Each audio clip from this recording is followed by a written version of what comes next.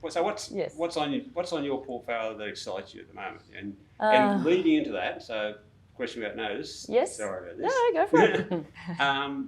The opportunities that might be flowing from any successful Olympic Games. Oh, yeah, And interesting. I see that as a plus and a minus because I was down in Sydney when the Sydney Olympic Games happened. Yep.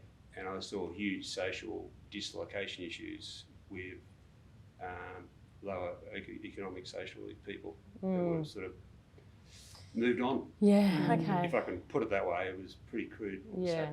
Maybe hopefully 20 years down the track we do things a bit differently. Yeah, I think so. I think that's the beauty of having seen how Sydney did the Olympics, how Rio did it, how now Japan's doing it. Like there's so many lessons to learn about what to do and what not to do. And I'd be very surprised if we made those mistakes again.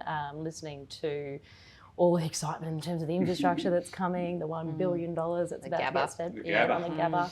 I think Jonathan Shree's the only person that doesn't want that investment to happen. But I can understand why, because it takes the spotlight away from sort of bigger social issues. But I do see it as a huge opportunity, and there's a lot of investment that's going to be happening within Brisbane over the next 10 years, getting ready for that.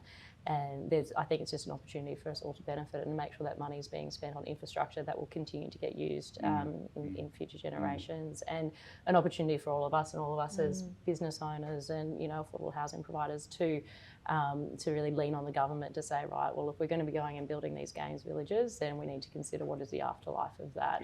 And if we're going to go and be putting a stadium in that's connecting in with Cross River Rail, what is the ground playing going to look like, and how can our retailers benefit and our local communities? And you look at, I think it's East Brisbane School that's next door to the Gabba that's going to get affected. It's an opportunity for them to really think about their future plans. So and also, call on the government to invest when they should be really helping all of those businesses and community stakeholders around them. So I see it as a huge opportunity. We've been actively looking at sites in Wollongabba for a long time, so it's going to make it even harder now.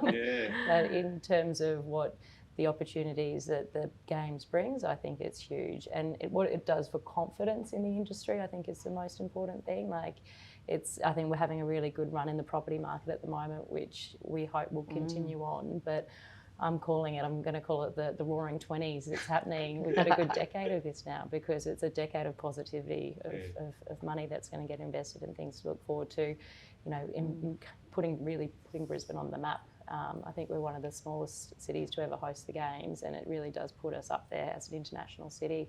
And it will come at a time when a lot of infrastructure is going to be getting completed between, Queen's Wharf, Cross River Rail, all that sort of stuff. It's really going to have an opportunity to put us on the map.